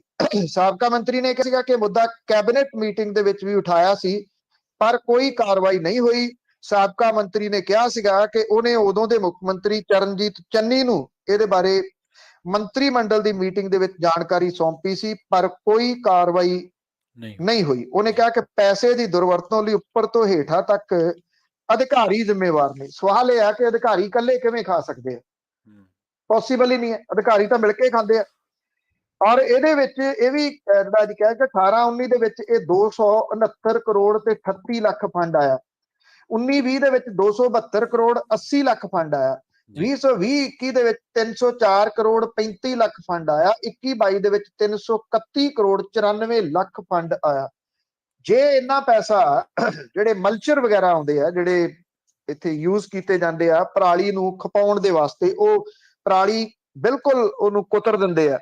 ਇਹ ਮਲਚਰ ਵਗੈਰਾ ਜਾਂ ਜਿਹੜੀਆਂ ਦੂਜੀਆਂ ਮਸ਼ੀਨਾਂ ਨੇ, ਇੰਨੇ ਪੈਸੇ ਦੀਆਂ ਆ ਜਾਂਦੀਆਂ। 1178 ਕਰੋੜ ਰੁਪਇਆ ਕੋਈ ਛੋਟੀ ਮੋਟੀ ਰਕਮ ਨਹੀਂ ਗੀ ਜੀ, ਬਹੁਤ ਵੱਡੀ ਰਕਮ ਹੈ ਜੀ। ਜੇ ਇਹ ਇੰਨੀਆਂ ਮਸ਼ੀਨਾਂ ਆ ਜਾਂਦੀਆਂ, ਮੇਰੀ ਜਾਤੇ ਪਰਾਲੀ ਤੋਂ ਤਾਂ ਜਿਹੜਾ ਜੀ ਉਹਨੂੰ ਖਪਾਉਣ ਦੇ ਮਾਮਲੇ ਦੇ ਉੱਤੇ ਬਹੁਤ ਵੱਡਾ ਕੰਮ ਹੋ ਸਕਦਾ ਸੀਗਾ। ਹੁਣ ਇਹ ਕਾਂਗਰਸੀ ਇਹ ਨਾ ਕਹਿਣ ਜੀ ਕਿ ਇਹ ਜਿਹੜਾ ਬਦਲੇ ਦੀ ਭਾਵਨਾ ਦੇ ਤਹਿਤ ਹੋ ਰਿਹਾ। ਇਹ ਉਹਨਾਂ ਦੇ ਸਾਬਕਾ ਮੰਤਰੀ ਨੇ ਇੱਕ ਚਿੱਠੀ ਜਿਹੜੀ ਆ ਪ੍ਰਧਾਨ ਮੰਤਰੀ ਨੂੰ ਲਿਖੀ ਸੀਗੀ। ਹੁਣ ਜਿਹੜੇ ਜਦੋਂ ਇਹ ਚਿੱਠੀ ਬਾਹਰ ਆ ਰਹੀ ਹੈ ਤੇ ਅਫਸਰਾਂ ਤੇ ਕੁਝ ਵਿਧਾਇਕਾਂ, ਜਿਹੜੇ ਸਾਬਕਾ ਵਿਧਾਇਕ ਨੇ ਬਹੁਤ ਇਹਨਾਂ 'ਚ, ਉਹਨਾਂ ਨੂੰ ਫਿਕਰਮੰਦੀ ਜਿਹੜੀ ਜੀ ਉਹ ਜ਼ਰੂਰ ਲੱਗ ਗਈ ਆ ਵੀ ਇਹ ਤਲਵਾਰ ਕਿਤੇ ਉਹਨਾਂ ਦੇ ਉੱਤੇ ਨਾ ਲਟਕ ਜਾਂਦੀ ਹੋਵੇ। ਤੁਸੀਂ ਹੱਥ ਲਾਓ ਜਿਹੜੇ ਮਰਜ਼ੀ ਮਹਿਕਮੇ ਨੂੰ, ਜਿਹੜੇ ਮਰਜ਼ੀ ਦਫ਼ਤਰ ਨੂੰ, ਘਪਲਾ ਹੀ ਘਪਲਾ ਉਹਦੇ ਵਿੱਚ ਪਿਆ। ਆਪਾਂ 3 ਲੱਖ ਕਰੋੜ ਰੁਪਏ ਦੇ ਕਰਜ਼ੇ ਦਾ ਜ਼ਿਕਰ ਕਰਕੇ ਹਟੇ ਆ ਜੀ ਹੁਣੇ ਜੀ। ਬਿਲਕੁਲ ਬਿਲਕੁਲ। ਘਪਲੇ ਦੀ ਗੱਲ ਹੀ ਹੋਰ ਕਰ ਲਈਏ ਜਾਂ ਭ੍ਰਿਸ਼ਟਾਚਾਰ ਦੀ ਕਰ ਲਈਏ, IAS ਪੋਪਲੀ ਦੀ ਗੱਲ ਕਰ ਲਈਏ, ਉਹਦੀਆਂ ਹੁਣ ਦੱਸਦੇ ਪਰਤਾਂ ਖੁੱਲਣੀਆਂ ਜਾਰੀ ਹੈ ਲਗਾਤਾਰ। ਐਕਚੁਅਲੀ ਪੋਪਲੀ ਦਾ ਜਿਹੜਾ ਭ੍ਰਿਸ਼ਟਾਚਾਰ ਆ ਜੀ, ਇਹਦਾ ਚਰਚਾ ਤਾਂ ਕਈ ਲੋਕ ਕਰਦੇ ਆ, ਵਾਹਵਾ ਕਰਦੇ ਆ, ਪਰ ਮੈਂ ਪਹਿਲੇ ਦਿਨ ਵੀ ਗੱਲ ਕਹੀ ਸੀ ਕਿ ਕੁਝ ਲੋਕ ਇਹ ਕਹਿੰਦੇ ਆ ਕਿ ਨਹੀਂ, ਉਹ ਕਾਨੂੰਨ ਦਾ ਬਹੁਤ ਜਾਣਕਾਰ ਹੈ, ਉਹਨੂੰ ਇਹਦੇ ਨਾਲ ਕੋਈ ਜਿਹੜਾ ਉਹਨੂੰ ਨਹੀਂ ਸੀ ਇਸ ਮਾਮਲੇ ਦੇ ਵਿੱਚ ਲੈਣਾ ਚਾਹੀਦਾ। ਹੁਣ ਜਦੋਂ ਦਾ ਉਹ ਫੜਿਆ, ਉਹਦੇ ਕਈ ਹੋਰ ਸ਼ਿਕਾਇਤਾਂ ਜਿਹੜੀਆਂ ਉਹ ਆਉਣੀਆਂ ਸ਼ੁਰੂ ਹੋ ਗਈਆਂ ਨੇ। 2 ਸ਼ਿਕਾਇਤਾਂ ਜਿਹੜੀਆਂ ਉਹ ਕਰਨਾਲ ਦੇ ਠੇਕੇਦਾਰਾਂ ਨੇ ਪੋਪਲੀ ਦੇ ਖਿਲਾਫ ਮੁੱਖ ਮੰਤਰੀ ਪੰਜਾਬ ਨੂੰ ਭੇਜ ਦਿੱਤੀਆਂ ਨੇ। ਇਹਦੇ ਵਿੱਚੋਂ ਇੱਕ ਨੇ ਦੋਸ਼ ਲਾਇਆ ਕਿ ਰੂਪਨਗਰ ਦੇ ਮਰਿੰਡਾ ਤੇ ਤਲਵਾੜਾ ਦੇ ਵਿੱਚ ਕੋਈ ਨਵਾਂ ਸੀਵਰੇਜ ਪਾਈਪਲਾਈਨ ਵਿਛਾਈ ਸੀ, ਉਹਦੀ ਕੰਮ ਦੀ ਅਦਾਇਗੀ ਦੇ ਬਦਲੇ ਸੰਜੇ ਪੋਪਲੀ ਨੇ ਉਹਦੇ ਕੋਲੋਂ 2% ਕਮਿਸ਼ਨ ਦੀ ਮੰਗ ਕੀਤੀ ਸੀ। ਇੱਕ ਠੇਕੇਦਾਰ ਦੇ ਵਿੱਚੋਂ ਇੱਕ ਰਜੇਸ਼ ਕੰਸਟਰਕਸ਼ਨ ਕੰਪਨੀ ਦਾ ਮਾਲਕ ਹੈ, ਉਹ ਕਹਿੰਦਾ ਮੋਰਿੰਡਾ ਤੇ ਤਲਵਾੜਾ ਦੇ ਵਿੱਚ ਸੀਵਰੇਜ ਲਾਈਨ ਵਿਛਾਉਣ ਦਾ ਕੰਮ ਕੀਤਾ ਸੀ। ਇਹਦੇ ਬਦਲੇ 16 ਕਰੋੜ ਰੁਪਏ ਦੀ ਅਦਾਇਗੀ ਕਰਨ ਲਈ ਸੰਜੇ ਪੋਪਲੀ ਨੇ ਉਹਦੇ ਤੋਂ 2% ਦੀ ਕਮਿਸ਼ਨ ਮੰਗਿਆ ਸੀ। ਔਰ ਇਸ ਠੇਕੇਦਾਰ ਨੂੰ ਪਿਛਲੇ ਸਾਲ 12 ਦਸੰਬਰ ਨੂੰ ਜਲੰਧਰ ਦੇ ਇੱਕ ਹੋਟਲ ਦੇ ਵਿੱਚ ਸੱਦਿਆ ਗਿਆ ਸੀ। ਕਮਿਸ਼ਨ ਨਾ ਦੇਣ ਦੀ ਸੂਰਤ ਦੇ ਵਿੱਚ ਝੂਠੇ ਕੇਸ ਵਿੱਚ ਫਸਾਉਣ ਦੀ ਧਮਕੀ ਦਿੱਤੀ ਗਈ ਸੀ ਜੀ। ਔਰ ਇਹ ਵੀ ਕਿਹਾ ਜਾ ਰਿਹਾ ਹੈ ਕਿ ਜਿਹੜਾ ਇਹਦੇ ਵਿੱਚੋਂ ਇੱਕ ਠੇਕੇਦਾਰ ਨੂੰ ਅਬੋਹਰ ਵਾਲੇ ਏਰੀਏ ਚੋਂ ਫੋਨ ਵੀ ਗਿਆ ਸੀਗਾ ਕਿ ਤੇਰੇ ਉੱਤੇ ਇੱਕ ਮਾਮਲਾ ਦਰਜ ਹੈ, ਜਿਹੜਾ ਕਿ ਕਿਸੇ ਔਰਤ ਦੇ ਨਾਲ ਜਬਰ ਜਨਾਹ ਦਾ ਮਾਮਲਾ, ਮਤਲਬ ਕਿ ਉਹਨੂੰ ਫਸਾ ਵੀ ਦਿੱਤਾ ਗਿਆ ਹੈ ਕਿਸਮ ਦੇ ਨਾਲ ਜੀ। ਸੰਜੇ ਪੋਪਲੀ ਦੇ ਘਰ ਦੇ ਉੱਤੇ ਜਿਹੜੀ ਰੇਡ ਕੀਤੀ ਗਈ ਆ, ਉੱਥੋਂ 32 ਬੋਰ ਦੇ 73 ਕਾਰਤੂਸ ਮਿਲੇ ਆ, ਜਿਨ੍ਹਾਂ ਦਾ ਕੋਈ ਵੇਰਵਾ ਨਹੀਂ ਮਿਲਦਾ, ਤੇ ਉਹਦੇ ਉੱਤੇ ਅਸਲਾ ਐਕਟ ਦੇ ਤਹਿਤ ਵੀ ਮਾਮਲਾ ਦਰਜ ਹੋ ਗਿਆ। ਉਹਦੇ ਘਰ ਦੇ ਵਿੱਚੋਂ ਮਹਿੰਗੀ ਸ਼ਰਾਬ ਜਿਹੜੀ ਆ ਉਹ ਮਿਲੀ ਹੈ ਜੀ। ਔਰ ਉਹ ਮਾਮਲਾ ਵੱਖਰੇ ਤੌਰ ਦੇ ਉੱਤੇ ਦਰਜ ਹੋ ਗਿਆ ਕਿਉਂਕਿ ਉਹਦੇ ਕੋਲੇ ਕੋਈ ਲਾਇਸੈਂਸ ਇੱਥੇ ਨਹੀਂ ਸੀਗਾ। ਪੋਪਲੀ ਜਿਹੜਾ ਉਹ IAS ਅਧਿਕਾਰੀ ਹੈ, ਉਹਦੇ ਕਾਰਜਕਾਲ ਦੇ ਵਿੱਚ ਉਹਦੀ ਜਿਹੜੀ ਜੌਬ ਹੈ ਉਹਦੇ ਵਿੱਚ ਕੁਝ ਸਮਾਂ ਰਹਿੰਦਾ ਸੀ। ਉਦੋਂ ਪਹਿਲਾਂ ਉਹ ਇਹਦੇ ਵਿੱਚ ਫਸ ਗਿਆ। ਵਿਜੀਲੈਂਸ ਜਿਸ ਤਰੀਕੇ ਦੇ ਨਾਲ ਛਾਣਬੀਣ ਕਰ ਰਹੀ ਆ, ਇਹਦੇ ਕਰਕੇ ਕਾਂਗਰਸੀ ਆਗੂਆਂ ਦੇ ਵਿੱਚ ਵੀ ਘਬਰਾਹਟ ਜਿਹੜੀ ਆ ਉਹ ਪਾਈ ਜਾ ਰਹੀ ਆ। ਪੰਜਾਬ ਦੇ IAS ਅਫਸਰ ਸੰਜੇ ਪੋਪਲੀ ਦੇ PCS ਦੀ ਨੌਕਰੀ ਦੇ ਵਿੱਚ ਆਉਂਦਿਆਂ ਵਿਵਾਦ ਜਿਹੜੇ ਸ਼ੁਰੂ ਹੋ ਗਏ ਸੀਗੇ। ਪੰਜਾਬ ਸੀਵਰੇਜ ਬੋਰਡ ਦੇ ਮੁੱਖ ਕਾਰਜਕਾਰੀ ਅਧਿਕਾਰੀ ਦਾ ਅਹੁਦਾ ਬੜਾ ਮਹੱਤਵਪੂਰਨ ਹੈ। ਇਸ ਬੋਰਡ ਰਾਹੀਂ ਅਰਬਾਂ ਰੁਪਏ ਦੇ ਵਿਕਾਸ ਕਾਰਜ ਜਿਹੜੇ ਉਹ ਸਿਰੇ ਚੜ੍ਹਦੇ ਆ। ਚੰਨੀ ਜਦੋਂ ਮੁੱਖ ਮੰਤਰੀ ਬਣਿਆ ਤਾਂ ਉਹਨੇ ਪੋਪਲੀ ਨੂੰ ਇਸ ਬੋਰਡ ਦਾ ਮੁਖੀ ਨਿਯੁਕਤ ਕੀਤਾ ਸੀਗਾ। ਵਿਜੀਲੈਂਸ ਦੇ ਵੱਲੋਂ ਸੰਜੇ ਪੋਪਲੀ ਦੇ ਘਰ ਦੀ ਜਿਹੜੀ ਤਲਾਸ਼ੀ ਵਗੈਰਾ ਲਈ ਗਈ ਆ, ਉੱਥੋਂ ਕਾਫੀ ਕੀਮਤੀ ਸਮਾਨ ਮਿਲਿਆ। ਪੋਪਲੀ ਦੇ ਪੋਲ ਤਾਂ ਜਿਹੜੇ ਆ ਜੀ ਉਹ ਖੁੱਲ ਰਹੇ ਆ। ਸਵਾਲ ਇਹ ਆ ਕਿ ਕਿੰਨੇ ਪੋਪਲੀ ਫੜੋਗੇ, ਕਿੱਥੋਂ ਕਿੱਥੋਂ ਜਿਹੜੇ ਉਹ ਪੋਪਲੀ ਫੜੋਗੇ। ਇਹ ਤਾਂ ਪੋਪਲਾ ਕਰਕੇ ਰੱਖ ਦਿੱਤਾ ਜੀ ਪੰਜਾਬ ਨੂੰ, ਔਰ ਪਿਲਪਲਾ ਕਰ ਦਿੱਤਾ ਜੀ। ਕੱਲ ਵੀ ਲਿਖਿਆ ਸੀਗਾ ਜੀ ਕਿ ਇਹ ਹਾਲਾਤ ਜਿਹੜੇ ਆ ਨਾ ਉਹ ਸਾਇੰਸ ਰੂਮ ਦੇ ਵਿੱਚ ਟੰਗੇ ਹੋਏ ਸਕਲਟਨ ਵਾਲੇ ਬਣਾ ਦਿੱਤੇ ਹੋਏ ਆ ਪੰਜਾਬ ਦੇ। ਹੱਡੀਆਂ ਨੇ ਜਿਹਦੇ ਉੱਤੇ ਮਾਸ ਤਾਂ ਚਰੂੰਡ ਲਿਆ ਜੀ। ਸਿਆਸਤਦਾਨਾਂ ਨੇ, ਅਫਸਰਾਂ ਨੇ, ਸਾਰਿਆਂ ਨੇ ਰਲ ਮਿਲ ਕੇ, ਕਿਸੇ ਨੇ ਕੋਈ ਕਸਰ ਬਾਕੀ ਨਹੀਂ ਛੱਡੀ। ਕਿੰਨੀਆਂ ਕੁ ਜਿਹੜੀਆਂ ਭ੍ਰਿਸ਼ਟਾਚਾਰ ਦੀਆਂ ਪਰਤਾਂ ਤੁਸੀਂ ਖੋਲ ਲਓਗੇ, ਪੰਜਾਬ ਬਣ ਕੀ ਗਿਆ ਜੀ? ਇਹ ਸਭ ਤੋਂ ਵੱਡਾ ਸਵਾਲ ਇਸ ਵੇਲੇ ਖੜਾ ਹੋਇਆ। ਪਨੂ ਸਾਹਿਬ, ਇੱਕ ਨਵਾਂ ਟ੍ਰੈਂਡ ਚੱਲ ਪਿਆ। ਉਹ ਟ੍ਰੈਂਡ ਇਹ ਹੈ ਕਿ ਕਹਿ ਦਿਓ ਕਿ ਜੀ ਮੈਨੂੰ ਧਮਕੀ ਆਈ ਹੈ, ਸ਼ਿਕਾਇਤ ਕਰ ਦਿਓ, ਹੋ ਸਕਦਾ ਸੁਰੱਖਿਆ ਮਿਲ ਜੇ। ਇੱਕ ਗੋਲੀਆਂ ਚੱਲਣ ਵਾਲੀ ਘਟਨਾ ਵੀ ਆਪਣੇ ਸਾਰਿਆਂ ਦੇ ਸਾਹਮਣੇ ਹੀ ਹੈ। ਹੁਣ ਜਿਹੜੀਆਂ ਫਰੌਤੀ ਲਈ ਧਮਕੀਆਂ ਦੀਆਂ ਸ਼ਿਕਾਇਤਾਂ ਨੇ, ਇਹ ਸਹੀ ਹੈ ਜਾਂ ਫਿਰ ਸੁਰੱਖਿਆ ਦੇ ਲਈ ਕੋਈ ਚਾਲ ਹੈ ਜੀ? ਦੇਖੋ, ਜਿਹੜੀ ਤੁਸੀਂ ਗੱਲ ਕਰ ਰਹੇ ਹੋ ਗੋਲੀ ਚੱਲਣ ਵਾਲੀ, ਉਹ ਵੇਖੋ ਆਪਣੇ ਆਪ ਦੇ ਵਿੱਚ ਕਿ ਅਸਲੇ ਦਾ ਲਾਇਸੈਂਸ ਮਿਲ ਜੇ ਜੀ, ਇਸ ਕਰਕੇ ਉਹ ਗੋਲੀ ਚਲਾ ਦਿੱਤੀ ਗਈ ਆਪੇ ਹੀ। ਉਹ ਆਪ ਹੀ ਜਿਹੜਾ ਫਸ ਗਏ। ਬੰਬੀਹਾ ਪਿੰਡ ਦੇ ਵਿੱਚ ਇਹ ਸਾਰਾ ਕੁਝ ਜਿਹੜਾ ਉਹ ਹੋਇਆ, ਤੋਂ ਉਹਨਾਂ ਦਾ ਬੰਦਾ ਤਾਂ ਬੋਲ ਗਿਆ। ਤੇ ਇਹ ਜੋ ਕੁਝ ਜਿਹੜਾ ਚੱਲ ਰਿਹਾ ਪਿਛਲੇ ਦਿਨਾਂ ਤੋਂ ਬੜਾ ਤੇਜ਼ੀ ਦੇ ਨਾਲ ਉਭਰਿਆ। ਇਹਦੇ ਵਿੱਚ ਪ੍ਰਵੀਨ ਜਿਹੜੇ ਦੇਖਣ ਵਾਲਾ ਸਵਾਲ ਇਹ ਹੈ ਕਿ ਕੀ ਇਹ ਫਰੋਤੀ ਦੀਆਂ ਧਮਕੀਆਂ ਇਹਨਾਂ ਨੂੰ ਪਹਿਲਾਂ ਵੀ ਆਉਂਦੀਆਂ ਸੀ ਜਾਂ ਹੁਣੇ ਆਉਂਦੀਆਂ ਨੇ ਜੀ? ਬੋਨੀ ਅਜਨਾਲਾ ਜਦੋਂ ਉਹਦੀ ਸੁਰੱਖਿਆ ਘਟਾਈ ਗਈ ਤਾਂ ਉਹ ਭੱਜ ਕੇ ਹਾਈ ਕੋਰਟ ਦੇ ਵਿੱਚ ਚਲੇ ਗਿਆ। ਉਹ ਪਹਿਲਾਂ ਮੈਨੂੰ ਧਮਕੀਆਂ, ਜਾਨੋਂ ਮਾਰਨ ਦੀਆਂ ਧਮਕੀਆਂ ਆ ਰਹੀਆਂ ਨੇ। ਹੁਣ ਉਹ ਇਹ ਕਹਿੰਦਾ ਕਿ ਜਾਨੋਂ ਮਾਰਨ ਦੀਆਂ ਧਮਕੀਆਂ ਦੇ ਨਾਲ ਨਾਲ ਉਹਦੇ ਤੋਂ ਫਰੌਤੀ ਮੰਗੀ ਜਾ ਰਹੀ ਆ। ਉਹ ਕਹਿੰਦਾ ਕਿ WhatsApp ਕਾਲ ਦੇ ਰਾਹੀਂ ਉਹਨੂੰ ਇਹ ਧਮਕਾਇਆ ਜਾ ਰਿਹਾ ਤੇ ਜਿਹੜੇ ਆ ਗੈਂਗਸਟਰ ਜਿਨ੍ਹਾਂ ਦੇ ਆਲੇ ਦੁਆਲੇ ਸ਼ਿਕੰਜਾ ਕੱਸਿਆ ਆ, ਜਿਹਦੇ ਵਿੱਚੋਂ ਇੱਕ ਪੁਲਿਸ ਦੇ ਰਿਮਾਂਡ ਦੇ ਉੱਤੇ ਵੀ ਆ, ਉਹ ਕਹਿੰਦਾ ਜੀ ਉਹਦੇ ਗਰੁੱਪ ਦੇ ਬੰਦੇ ਨੇ। ਉਹਨਾਂ ਨੇ ਮੈਨੂੰ ਕਹਿੰਦਾ ਕਿ ਜਿਹੜਾ ਬੋਲ ਕੇ ਮੈਸੇਜ, ਵੌਇਸ ਮੈਸੇਜ ਛੱਡਦੇ ਆ, ਉਹ ਵੀ ਛੱਡਿਆ ਤੇ ਉਹਦੇ ਵਿੱਚ ਇਹ ਕਿਹਾ ਕਿ ਐਵੇਂ ਕਿਤੇ ਭੱਜਣ ਦੀ ਕੋਸ਼ਿਸ਼ ਨਾ ਕਰੀ ਤੇ ਇੰਨਾ ਪੈਸਾ ਜਿਹੜਾ ਅਕਾਊਂਟ ਦੇ ਵਿੱਚ ਪਾ ਦੇ। ਅਕਾਊਂਟ ਦੇ ਵਿੱਚ ਪੈਸਾ ਪਾਉਣ ਵਾਲੀ ਜਿਹੜੀ ਗੱਲ ਹੈ ਉਹ ਥੋੜੀ ਜੀ ਸਮਝ ਨਹੀਂ ਆਉਂਦੀ। ਉਹ ਤਾਂ ਸਿੱਧਾ ਫਸ ਜੂਗਾ, ਜਾਂ ਫਿਰ ਜਿਹੜੇ ਇਹ ਐਕਸਟਰਾ ਮਨੀ ਵਾਲੇ ਉਹ ਇੰਨੇ ਦੇ ਹੌਸਲੇ ਖੁੱਲੇ ਹੋਏ ਆ ਕਿ ਉਹ ਅਕਾਊਂਟਾਂ ਵਿੱਚ ਵੀ ਪੈਸਾ ਪਾਉਂਦੇ ਜੀ। OP Soni ਕਹਿੰਦਾ ਜਿਹੜਾ ਸਾਬਕਾ ਡਿਪਟੀ ਮੁੱਖ ਮੰਤਰੀ ਵੀ ਆ, ਔਰ ਉਹਦਾ ਜਿਹੜੀ ਪਹਿਚਾਣ ਕਿਹੋ ਜਿਹੀ ਆ ਕਿਸੇ ਨੂੰ ਪੁੱਛ ਲੈਣਾ। ਉਹ ਕਹਿੰਦਾ ਜੀ ਮੇਰੇ ਤੋਂ 10 ਲੱਖ ਦੀ ਫਰੌਤੀ ਮੰਗੀ ਗਈ ਆ ਉਹ ਕਹਿੰਦਾ WhatsApp ਕਾਲ ਦੇ ਰਾਹੀਂ ਉਹਦੇ ਉੱਤੇ ਦਬਾਅ ਪਾਇਆ ਜਾ ਰਿਹਾ। ਉਹ ਵੀ ਕਹਿੰਦਾ ਕਿ ਉਸੇ ਹੀ ਗੈਂਗਸਟਰ ਦਾ ਨਾਮ ਲੈ ਕੇ ਉਹਦੇ ਤੋਂ ਇਹ ਫਰੌਤੀ ਮੰਗੀ ਜਾ ਰਹੀ ਹੈ। ਜਿਹੜਾ ਗੈਂਗਸਟਰ ਇਸ ਵੇਲੇ ਉਹਦੇ ਹਾਲਾਤ ਜਿਹੜੇ ਇਹੋ ਜਿਹੇ ਬਣੇ ਆ ਕਿ ਉਹ ਸਹੇ ਵਾਲੇ ਵੀ, ਸਹੇ ਨੂੰ ਕਿਸੇ ਨੇ ਪੁੱਛਿਆ ਸੀ ਵੀ ਮੀਟ ਖਾਣਾ, ਕਹਿੰਦਾ ਯਾਰ ਆਪਣਾ ਹੀ ਬਚਾ ਲੈਣ ਤਾਂ ਬਹੁਤ ਵੱਡੀ ਗੱਲ ਹੈ ਜੀ। ਉਹ ਤਾਂ ਆਪ ਫਸਿਆ ਹੋਇਆ, ਪੁਲਿਸ ਦੇ ਰਿਮਾਂਡ ਦੇ ਉੱਤੇ ਆ। ਉਹਦੇ ਗਰੋਹ ਦੇ ਵੱਲੋਂ ਇਹ ਫਰੌਤੀਆਂ ਉਹ ਵੀ ਉਹਨਾਂ ਬੰਦਿਆਂ ਤੋਂ ਵਸੂਲੀਆਂ ਜਾ ਰਹੀਆਂ ਨੇ ਜਿਨ੍ਹਾਂ ਨੇ ਪਹਿਲਾਂ ਕਦੀ ਫਰੌਤੀ ਦਾ ਜ਼ਿਕਰ ਨਹੀਂ ਕੀਤਾ, ਕਿ ਕਦੀ ਪਹਿਲਾਂ ਫਰੌਤੀ ਦਾ ਕੋਈ ਫੋਨ ਬੋਨੀ ਅਜਨਾਲਾ ਨੂੰ ਆਇਆ ਜੀ। ਜਾਂ ਇਹ ਸਰਕਾਰ ਬਦਲਣ ਤੋਂ ਬਾਅਦ ਆਉਣ ਲੱਗਿਆ, ਹੁਣੇ ਆਇਆ, ਜਾਂ ਜਦੋਂ ਉਹਦੀ ਸੁਰੱਖਿਆ ਘਟਾਈ ਤੋਂ ਆਇਆ। ਓਪੀ ਸੋਨੀ ਦੀ ਸੁਰੱਖਿਆ ਵੀ ਘਟਾਈ ਗਈ।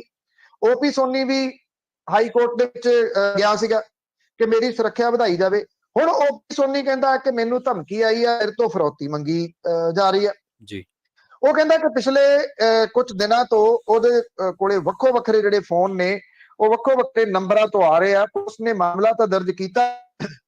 ਐਕਚੁਅਲੀ ਕੀ ਆ, ਇਹਨੇ ਇੱਕ ਜਿਹੜੇ ਨਾ ਜੀ ਉਹ ਸੌਫਟਵੇਅਰ ਆ ਗਏ ਹੋਏ ਆ ਕਿ ਤੁਸੀਂ ਆਪਣਾ ਫੋਨ ਨੰਬਰ ਨਾ ਸ਼ੋਅ ਕਰਕੇ ਕਿਹੜੇ ਕਿਸੇ ਹੋਰ ਕੰਟਰੀ ਦਾ ਫੋਨ ਨੰਬਰ ਵੀ ਸ਼ੋਅ ਕਰਨਾ ਤੇ ਉਹ ਵੀ ਤੁਸੀਂ ਸ਼ੋਅ ਕਰ ਸਕਦੇ ਹੋ।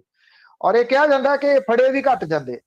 ਇਹ ਐਕਚੁਅਲੀ ਜਿਹੜੀ ਟੈਕਨੋਲੋਜੀ ਹੈ ਇਹਦਾ ਮਿਸਯੂਜ਼ ਜਿਹੜਾ ਉਹ ਇਸੇ ਤਰੀਕੇ ਦੇ ਨਾਲ ਇਸ ਵੇਲੇ ਹੋ ਰਿਹਾ।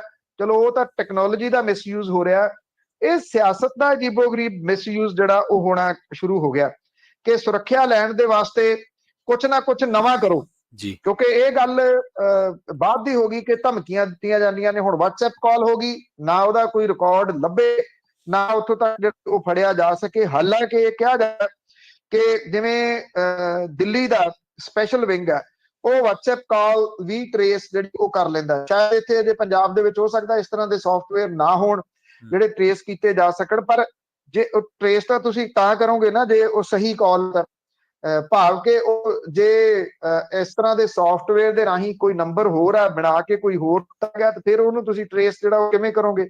ਆਫਟਰ ਆਲ ਸਾਡੇ ਨੇਤਾ ਵੀ ਤਾਂ ਹਾਈਟੈਕ ਹੋ ਗਏ ਨੇ। ਜੀ ਜੀ, ਬਿਲਕੁਲ ਹੋ ਗਏ ਨੇ ਜੀ, ਨੇਤਾ ਜੀ ਤਾਂ ਹਾਈਟੈਕ ਨੇ। ਕਾਹਲੀ ਦੇ ਵਿੱਚ ਪੋਸਟਰ ਜਾਰੀ ਕਰਕੇ ਫਸੀ ਪੰਜਾਬ ਸਰਕਾਰ ਪੰਨੂ ਸਾਹਿਬ। ਐਕਚੁਅਲੀ ਕੱਲ ਸਵੇਰੇ ਜੀ। ਪੰਜਾਬ ਸਰਕਾਰ ਨੇ ਇੱਕ ਪੋਸਟਰ ਜਾਰੀ ਕੀਤਾ ਕਿ ਮਾਨ ਸਰਕਾਰ 'ਚ ਫੜੇ ਜਾਣਗੇ ਸਾਰੇ ਭ੍ਰਿਸ਼ਟਾਚਾਰੀ। ਇਹਦੇ ਵਿੱਚ ਸਾਧੂ ਧਰਮਸੋਤ ਦਾ ਜਿਹੜੀ ਉਹਦੀ ਫੋਟੋ ਲਾਈ ਹੋਈ ਸੀ ਕਿ ਉਹ ਅਰੈਸਟ ਹੋ ਗਿਆ। ਜੋਗਿੰਦਰਪਾਲ ਦੀ ਫੋਟੋ ਲਾਈ ਹੋਈ ਸੀ, ਉਹ ਅਰੈਸਟ ਹੋ ਗਿਆ। ਹਾਲਾਂਕਿ ਜੋਗਿੰਦਰਪਾਲ ਨੂੰ ਰਾਤ ਜਿਹੜੀ ਹੈ ਉਹ ਜ਼ਮਾਨਤ ਮਿਲ ਗਈ ਹੈ। ਇਹਦੇ ਵਿੱਚ ਸੰਗਤ ਸਿੰਘ ਗਿਲਜੀਆਂ ਦੀ ਫੋਟੋ ਲਾਈ ਹੋਈ ਸੀ ਕਿ ਉਹਦੇ ਉੱਤੇ FIR ਦਰਜ ਕੀਤੀ ਗਈ ਹੈ। ਇਹਦੇ ਚ ਦਰਖਤਾਂ ਦੀ ਕਟਾਈ ਦੇ ਵਿੱਚ ਰਿਸ਼ਵਤ ਖੋਰੀ ਦੇ ਇਲਜ਼ਾਮ ਦੇ ਵਿੱਚ ਇਕਬਾਲ ਸਿੰਘ ਦੀ ਗ੍ਰਿਫਤਾਰੀ ਹੋਈ ਸੀ। ਉੱਥੇ ਫੋਟੋ ਲਾਤੀ ਇਕਬਾਲ ਸਿੰਘ ਲਾਲਪੁਰਾ ਦੀ। ਇਕਬਾਲ ਸਿੰਘ ਲਾਲਪੁਰਾ ਜਿਹੜੇ ਕਿ ਕੌਮੀ ਘੱਟ ਗਿਣਤੀ ਕਮਿਸ਼ਨ ਦੇ ਚੇਅਰਮੈਨ ਨੇ। ਸੋਸ਼ਲ ਮੀਡੀਆ ਦੇ ਉੱਤੇ ਜਦੋਂ ਇੱਕਦਮ ਇਹ ਫੋਟੋ ਆਈ, ਹਾਲਾਂਕਿ ਇਹ ਫੋਟੋ ਜਿਹੜੀ ਆ ਉਹ ਬਾਅਦ ਦੇ ਵਿੱਚ ਤੁਰੰਤ ਗਲਤੀ ਦਾ ਅਹਿਸਾਸ ਹੁੰਦਿਆਂ ਵਾਪਸ ਲੈ ਲਈ ਗਈ। ਪਰ ਉਦੋਂ ਪਹਿਲਾਂ ਇਹਦੇ ਕਿਉਂਕਿ ਅੱਜ ਕੱਲ ਤਾਂ ਮਿੰਟ ਲੱਗਦਾ ਸਕਰੀਨਸ਼ਾਟ ਲੈਣ ਦੇ ਵਾਸਤੇ, ਸਕਰੀਨਸ਼ਾਟ ਜਿਹੜੇ ਸੀ ਉਹ ਸੋਸ਼ਲ ਮੀਡੀਆ ਦੇ ਉੱਤੇ ਆ ਗਏ ਕਿ ਇਕਬਾਲ ਸਿੰਘ ਲਾਲਪੁਰਾ ਦੀ ਫੋਟੋ ਕਿਵੇਂ ਜਿਹੜੀ ਦੀ ਉਹ ਲੈਣ ਦੀ। ਹੁਣ ਇਹ ਕਿਹਦੀ ਮਿਸਟੇਕ ਹੈ ਅਜੇ ਨਹੀਂ ਕੁਝ ਵੀ ਜਿਹੜਾ ਉਹ ਪਤਾ, ਪਰ ਸਾਬਕਾ ਪੁਲਿਸ ਅਧਿਕਾਰੀ ਹੈ ਤੇ ਮੌਜੂਦਾ ਭਾਜਪਾ ਦੇ ਆਗੂ ਨੇ, ਕੌਮੀ ਘੱਟ ਗਿਣਤੀ ਕਮਿਸ਼ਨ ਦੇ ਚੇਅਰਮੈਨ ਨੇ ਇਕਬਾਲ ਸਿੰਘ ਲਾਲਪੁਰਾ। ਉਹਨੇ ਮਾਣਹਾਨੀ ਦਾ ਨੋਟਿਸ ਜਿਹੜਾ ਉਹ ਭੇਜ ਦਿੱਤਾ ਅਰਵਿੰਦ ਕੇਜਰੀਵਾਲ ਤੇ ਮੁੱਖ ਮੰਤਰੀ ਪੰਜਾਬ ਭਗਵੰਤ ਮਾਨ ਹੋਰਾਂ ਨੂੰ। ਇਹ ਕਿਹਾ ਕਿ ਉਹਨਾਂ ਨੂੰ ਬਦਨਾਮ ਕਰਨ ਦੇ ਵਾਸਤੇ ਉਹਨਾਂ ਦੀ ਤਸਵੀਰ ਦੇ ਥੱਲੇ ਜਿਹੜਾ ਉਹ ਨਾਮ ਲਿਖਿਆ ਹੋਇਆ ਉਹਨਾਂ ਦਾ ਕਿ ਦਰਖਤਾਂ ਦੀ ਕਟਾਈ ਦੀ ਰਿਸ਼ਵਤਖੋਰੀ ਦੇ ਵਿੱਚ ਗ੍ਰਿਫਤਾਰ ਵਿਖਾਇਆ ਗਿਆ। ਉਹਨੇ ਕਿਹਾ ਹੈ ਕਿ ਉਹ ਨਾ ਤਾਂ ਕਦੀ ਜੰਗਲਾਤ ਮੰਤਰੀ ਰਹੇ ਆ, ਨਾ ਕਿਸੇ ਜੁਰਮ ਦੇ ਅਧੀਨ ਆਮ ਆਦਮੀ ਪਾਰਟੀ ਦੇ ਵੱਲੋਂ ਉਹਨੂੰ ਗ੍ਰਿਫਤਾਰ ਕੀਤਾ ਗਿਆ। ਇੱਕ ਸਾਜ਼ਿਸ਼ ਹੈ ਜਿਹਦੇ ਤਹਿਤ ਉਹਨਾਂ ਦੀ ਫੋਟੋ ਲਾਈ ਗਈ ਹੈ। ਹਾਲਾਂਕਿ ਫੋਟੋ ਦੇ ਉੱਪਰ ਇਕਬਾਲ ਸਿੰਘ ਲਾਲਪੁਰਾ ਨਹੀਂ ਕਿਤੇ ਵੀ ਲਿਖਿਆ ਹੋਇਆ, ਪਰ ਇਕਬਾਲ ਸਿੰਘ ਤੇ ਫੋਟੋ ਜਿਹੜੀ ਉਹ ਲੱਗ ਜਾਣੀ। ਇਹ ਦੇਖ ਮਿਸਟੇਕ ਤਾਂ ਕਿਸੇ ਦੀ ਵੀ ਜਿਹੜੀ ਉਹ ਹੈਗੀ ਬਹੁਤ ਵੱਡੀ ਮਿਸਟੇਕ ਹੈ ਇਹ। ਕਿਸੇ ਵੀ ਵਿਅਕਤੀ ਦੀ ਉਹ ਫੋਟੋ ਜਿਹੜੀ ਲਾ ਕੇ ਕਾਹਲੀ ਦੇ ਤਹਿਤ ਉਹ ਪੋਸਟਰ ਜਾਰੀ ਕਰ ਦੇਣਾ। ਸਰਕਾਰੀ ਪੋਸਟਰ ਜਦੋਂ ਜਾਰੀ ਹੁੰਦੇ ਆ ਉਹਦੇ ਕਈ ਥਾਵਾਂ ਤੋਂ ਉਹ ਲੰਘਦੇ ਆ, ਕਈ ਥਾਵਾਂ ਤੋਂ ਲੰਘਣ ਤੋਂ ਭਾਵ ਕਿ ਉਹਨੂੰ ਕਈ ਜਾਣੇ ਚੈੱਕ ਕਰਦੇ ਹੋਣਗੇ। ਕੀ ਅਫਸਰਸ਼ਾਹੀ ਜਿਹੜੀ ਆ ਜਿਹੜੀ ਜਿਹਨੂੰ ਲਗਾਮਾਂ ਨਹੀਂ ਪੈ ਰਹੀਆਂ, ਹੂੰ ਸਹੀ ਪੁੱਛੋ ਤਾਂ ਉਹ ਬੇਲਗਾਮ ਹੋਈ ਆ। ਇਹ ਜਾਣਬੁੱਝ ਕੇ ਸਾਰਾ ਕੁਝ ਜਿਹੜੀ ਉਹ ਕਰਵਾ ਰਹੀ ਹੈ ਕਿ ਲੋਕਾਂ ਦੇ ਵਿੱਚ ਇਹ ਪ੍ਰਭਾਵ ਜਾਵੇ ਜੀ ਕਿ ਸਰਕਾਰ ਦਾ ਕਿਸੇ ਚੀਜ਼ ਦੇ ਉੱਤੇ ਕੋਈ ਕੰਟਰੋਲ ਨਹੀਂਗਾ। ਹੂੰ ਕੀ ਇਹ ਉਹਦਾ ਇੱਕ ਪਾਰਟ ਹੈ ਕਿ ਇਸ ਤਰ੍ਹਾਂ ਦੀ ਜਿਹੜੀ ਉਹ ਸ਼ਰਾਰਤ ਕੀਤੀ ਜਾ ਰਹੀ ਹੈ? ਕਿਉਂਕਿ ਜਦੋਂ ਆ ਜੁਗਾੜੂ ਆਇਆ ਸੀਗਾ ਮੋਟਰਸਾਈਕਲਾਂ ਵਾਲੀਆਂ ਗੱਡੀਆਂ ਦੀ ਗੱਲ, ਉਹ ਇੱਕਦਮ ਜਾਰੀ ਕਰ ਦਿੱਤਾ ਗਿਆ ਸੀਗਾ ਜੀ, ਉਹਨਾਂ ਉੱਤੇ ਪਾਬੰਦੀ ਲੱਗ ਗਈ ਹੈ ਤੇ ਝੱਟ ਦੇਣੀ ਸਾਰੇ ਜ਼ਿਲ੍ਹਿਆਂ ਦੇ ਵਿੱਚ ਉਹ ਪਹੁੰਚ ਗਈ ਜੀ ਜਿਹੜੀ, ਤੇ ਉੱਥੇ ਰੋਕ ਰੋਕ ਕੇ ਉਹਨਾਂ ਦੇ ਚਲਾਨ ਕੱਟਣੇ ਸ਼ੁਰੂ ਕਰ ਦਿੱਤੇ। ਪੰਜਾਬ ਪੁਲਿਸ ਐਡੀ ਤੇਜ਼ ਕਦੋਂ ਦੀ ਹੋ ਗਈ ਜੀ ਕਿ ਉਹਨੇ ਇੱਕ ਵਾਰੀ ਆਇਆ ਤੇ ਨਾਲ ਦੀ ਨਾਲ ਉਹਨੇ ਚਲਾਨ ਕੱਟਣੇ ਸ਼ੁਰੂ ਕਰ ਦਿੱਤੇ। ਇਹ ਇੱਕ ਉਸ ਸਾਜ਼ਿਸ਼ ਦਾ ਪਾਰਟ ਵੀ ਜਿਹੜਾ ਹੋ ਸਕਦਾ ਸੰਭਾਵੀ ਰੂਪ ਦੇ ਵਿੱਚ ਕਿ ਪੰਜਾਬ ਪੁਲਿਸ ਦੇ ਜਿਹੜੇ ਕੁਝ ਅਧਿਕਾਰੀ ਨੇ ਉਹੀ ਸਾਰਾ ਕੁਝ ਇਹ ਕਰਵਾ ਰਹੇ ਹੋਣ। ਜੀ ਪਨੂੰ ਸਾਹਿਬ, ਬਹੁਤ ਬਹੁਤ ਧੰਨਵਾਦ ਜੀ ਇਹਨਾਂ ਖਾਸ ਜਾਣਕਾਰੀਆਂ ਦੇ ਲਈ ਤੁਹਾਡਾ। ਮਿਹਰਬਾਨੀ ਕਰੀ, ਥੈਂਕ ਜੀ ਯੂ। ਜੀ ਜੀ ਇਸ ਸਨ ਆਪਣੇ ਨਾਲ ਬਲਤੇਜ ਪੰਨੂ ਜੀ, ਜਿਨ੍ਹਾਂ ਦੇ ਨਾਲ ਆਪਾਂ ਕਈ ਅਹਿਮ ਖਬਰਾਂ ਨੂੰ ਲੈ ਕੇ ਚਰਚਾ ਕੀਤੀ ਹੈ, ਜਿਨ੍ਹਾਂ ਦੇ ਵਿੱਚ ਕਾਲੀ ਦੇ ਵਿੱਚ ਪੋਸਟਰ ਜਾਰੀ ਕਰਕੇ ਪੰਜਾਬ ਸਰਕਾਰ ਫਸ ਗਈ ਹੈ, ਫਿਰੌਤੀ ਦੇ ਲਈ ਧਮਕੀਆਂ ਦੀਆਂ ਸ਼ਿਕਾਇਤਾਂ ਆ ਰਹੀਆਂ ਨੇ, ਉਹ ਸਹੀ ਨੇ ਜਾਂ ਸੁਰੱਖਿਆ ਲਈ ਚਾਲ ਆ। ਆਪਾਂ ਖਬਰਾਂ ਲਗਾਤਾਰ ਕਰ ਰਹੇ ਹਾਂ। ਸਬਸਿਡੀਆਂ ਦੀ ਵੀ ਗੱਲ ਇਸੇ ਪ੍ਰੋਗਰਾਮ ਦੇ ਵਿੱਚ ਕੀਤੀ ਹੈ ਤੇ ਮਹਾਰਾਸ਼ਟਰ ਦੇ ਸਿਆਸੀ ਸੰਕਟ ਜਾਂ ਸਿਆਸੀ ਨਾਟਕ ਦੀ ਜਿਹੜੀ ਆ ਉਹ ਵੀ ਗੱਲ ਕੀਤੀ ਹੈ। ਭਾਜਪਾ ਦੀ ਜੇਕਰ ਗੱਲ ਕਰੀਏ ਤਾਂ ਪਿਛਲੇ 6 ਸਾਲਾਂ ਦੇ ਵਿੱਚ 7 ਰਾਜਾਂ ਦੇ ਵਿੱਚ ਉਹਨੇ ਆਪਰੇਸ਼ਨ ਲੋਟਸ ਜਿਹੜਾ ਕਹਿੰਦੇ ਆ ਚਲਾਇਆ। ਆਪਰੇਸ਼ਨ ਲੋਟਸ ਦੇ ਜ਼ਰੀਏ ਉਹਨੇ ਕਈ ਰਾਜਾਂ ਦੀਆਂ ਸਰਕਾਰਾਂ ਜਿਹੜੀਆਂ ਉਹ ਡੇਗੀਆਂ ਨੇ ਜਾਂ ਬਦਲ ਦਿੱਤੀਆਂ ਨੇ ਤੇ ਆਪਣੀ ਸਰਕਾਰ ਜਿਹੜੀ ਆ ਬਣਾ ਲਈ ਹੈ। ਹਾਲਾਂਕਿ ਵੋਟਾਂ ਜ਼ਰੀਏ ਉਹਨਾਂ ਨੂੰ ਸਰਕਾਰ ਨਹੀਂ ਸੀ ਮਿਲੀ। ਇਹਦੇ ਵਿੱਚ ਮੱਧ ਪ੍ਰਦੇਸ਼ ਜਾਂ ਰਾਜਸਥਾਨ ਦੇ ਵਿੱਚ ਕੋਸ਼ਿਸ਼ ਹੋਈ, ਰਾਜਸਥਾਨ ਤੋਂ ਇਲਾਵਾ ਹੋਰ ਕੀ ਕਰਨਾਟਕ ਦੇ ਵਿੱਚ ਇਹ ਸਫਲ ਰਿਹਾ ਕੰਮ, ਮਹਾਰਾਸ਼ਟਰ ਦੇ ਵਿੱਚ ਹੁਣ ਇਹ ਨਾਟਕ ਚੱਲ ਰਿਹਾ। ਤਾਂ ਬਹੁਤ ਤਰ੍ਹਾਂ ਦੀਆਂ ਚੀਜ਼ਾਂ ਨੇ। ਪ੍ਰੋਗਰਾਮ ਖਬਰ ਤੇ ਨਜ਼ਰ ਦੇ ਵਿੱਚ ਇੰਨਾ ਹੀ। ਤੁਸੀਂ ਪੰਜਾਬੀ ਰੇਡੀਓ USA ਨਾਲ ਇਸੇ ਤਰ੍ਹਾਂ ਜੁੜੇ ਰਹੋ, ਬਣੇ ਰਹੋ ਪੰਜਾਬੀ ਰੇਡੀਓ USA ਦੇ ਨਾਲ। ਤੇ ਆਖਿਰ ਦੇ ਵਿੱਚ ਤੁਹਾਨੂੰ ਸਾਰਿਆਂ ਨੂੰ ਇੱਕ ਵਾਰ ਫਿਰ ਤੋਂ ਪਿਆਰ, ਸਤਿਕਾਰ ਤੇ ਅਦਬ ਸਹਿਤ ਸਤਿ ਸ਼੍ਰੀ ਅਕਾਲ।